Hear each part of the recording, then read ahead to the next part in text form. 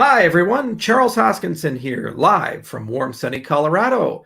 You get two videos in one day. How about that? Exciting and fired up. So, earlier today, I noticed in my email box that David Barrett from Expensify sent an email to all of my employees and me telling me to vote for Joe Biden. I don't think in the history of doing business, me doing business, I've ever received from an established company who is a service provider this close to election time, a email, an unsolicited email asking our people to vote for a political candidate. This, in every sense, in every business school, every way you frame it, is just simply a bad idea. And I figured I'd talk a little bit about how I do politics and how my company does politics. You'll notice that I'm a pretty political guy. I have a Twitter feed, a YouTube page. I've got all these different social media channels, and all the time I appear and I opine on certain things, whether it be libertarian ideology or monetary policy or socialism versus capitalism or the Black Lives Matters movement versus organization, these types of things. Great. What I don't do is I don't broadcast that through the IOHK Twitter channel or the IOHK YouTube page or anything that has to do with my company, because I have a very basic principle. My opinions are my opinions. I'm an American. We're entitled to have opinions, and it's okay to be political. In fact, it's a good thing to actually express yourself and feel that you have the freedom to share ideas. Some you agree with, some you don't agree with, some right, some wrong. And every now and then we have to change our ideas because it turns out that the world has evolved. That's a good thing. It is not the place of my business, however, to prescribe a particular ideology, whatever it is, to our employees and to our customers. I do not care if you work for me as a contractor employee, if you're a frothing from the mouth communist, just crazed and dazed in the eye, Che Guevara shirt and everything, or if you're a hardcore libertarian crypto anarchist, doesn't matter to me. Okay? I say, what is a job we're doing? What are our goals? What's our mission? How are we going to get it done? And we figure that out together. We try to create a friendly, good working experience. And we talk about ethics and character, and we kind of work our way through that. Okay.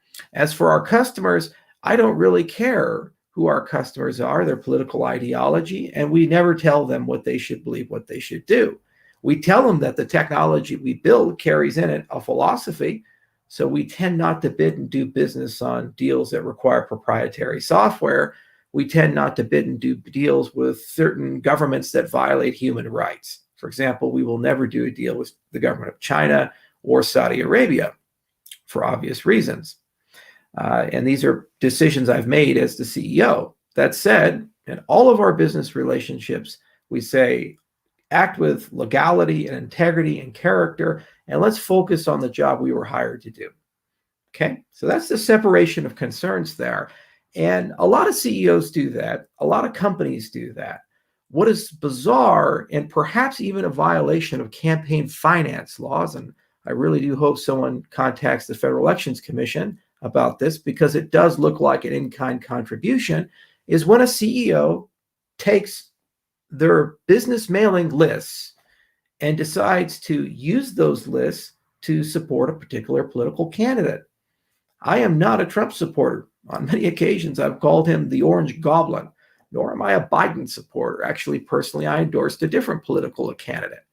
But regardless of where I said, it is not appropriate for a CEO of a company, unsolicited, to take my employees' emails and email those employees a piece of political propaganda saying you should support my particular candidate. I understand those in Silicon Valley have become so woke that this basic fact of business conduct escapes them and they think it's an act of courage. No, it's simply put an act of stupidity. Now, apparently we did have a commercial relationship with Expensify. I remember using it in the early days of IOHK's history, and I'm having my CFO chase down if we have any remaining commercial relationship with the organization. And I don't think we do, but if we do, we will immediately cancel it and roll over to a different vendor. I'm sorry, if you get woken this way, you're going to go broke. This is not appropriate. I do not appreciate my employees being sent unsolicited political emails. They didn't ask for it. I didn't ask for that. We did not do business with that organization with the expectation that it's also a political campaign for a particular political party. I think that's a common sense baseline way of doing business. Super, super important that we hold each other to that standard. We have never once, despite how political I have been in my social media channels, breached that firewall between my personal beliefs and what our company does. The only time we take stands is we take stands on human rights. That's it. And I think all businesses need to do that if we desire to live in a better world. But we don't interfere with U.S. elections or do in-kind contributions to particular political candidates. It's an absurd thing. And if this is now the standard of business in Silicon Valley, it makes me deeply disturbed because I think that those businesses are ultimately going to lose so many customers. Now, apparently, when I do business with a company, I'm now doing business with a particular political party. That makes me sad. It's not the way it should be. That's not the way it ought to be. And apparently this is what the Expensify CEO wants to do. I have a suspicion that there's going to be overwhelming blowback from this decision. And I have a suspicion that they're going to lose a lot of business from it. And I hope that happens because it will disincentivize other CEOs from making this decision of breaching that firewall and weaponizing their company and forcing their employees, whether they agree with the political ideology or not, to have to follow one or risk losing their jobs. That's always wrong. It's always immoral, and it's fundamentally un-American in that respect. It's a shameful cowardice act on the behalf of the CEO of Expensify, and I really do hope there's commercial consequences for it. If there are none, well, then I guess this is the age that we live in. And all I can control is the conduct of my company and how we work with people. And I will remind you, to our employees, contractors, and the customers who work with us, we are apolitical in this respect. We appreciate diversity of thought. We welcome people to share their opinions. Occasionally people reach out to me and say, is it okay if I write a blog on something? I said, don't worry about it. Go ahead and do it. Your opinion is your own. It's fine. We'd like to live and hope we live in a free society where people have freedom of expression. This is something I care about very deeply. And opinions, if you want to share them, share them. I hope that they're backed by facts and critical thinking. And of course, whenever you share controversial things, it can create some frictions and problems, and we tend to work our way through them. In fact, I recall years ago, on the back of one employee sharing a particular opinion about staffing, that I wrote a blog post called Maelstrom. And I'd highly encourage people to look at that blog post in that particular context as an example of dialogues that come up. You have to have courage to encourage them, but I think that ultimately it produces a great culture. But I will never tell my employees who they must vote for or should vote for. And I'll never tell my customers which political candidate they should endorse. That simply is just egregious.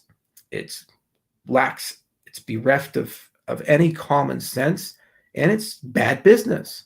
Absolutely bad business. I could not believe the email I got. My first thought was, he must have been hacked. This just can't be real. So I immediately went and looked into it. And apparently not only did it happen, they're doubling down on it. So that's the news of the morning. Expensify. I guess your money is going straight to the Democratic National Party. It's a political operation for them now. Just know that if you use their services, if those are your values, great. If those aren't your values, well, perhaps we should not reward corporations that decide to do this to their customers. And again, I really do not appreciate that my employees, unsolicited, or sent a political campaign ad for a particular candidate. It disturbed me deeply, and I'd ask in the future it does not happen. And I think it may actually be a violation of campaign finance law as an in-kind contribution to the Biden campaign. But unfortunately, a lot of people seem to get away with these things these days. All right. Thank you so much for listening. Really do appreciate it. Every now and then I make videos about politics, and this time it's not even about me. It's about someone else to us. And y'all take care now. I hope everybody can get along, especially after this election closes, however it ends up. Cheers.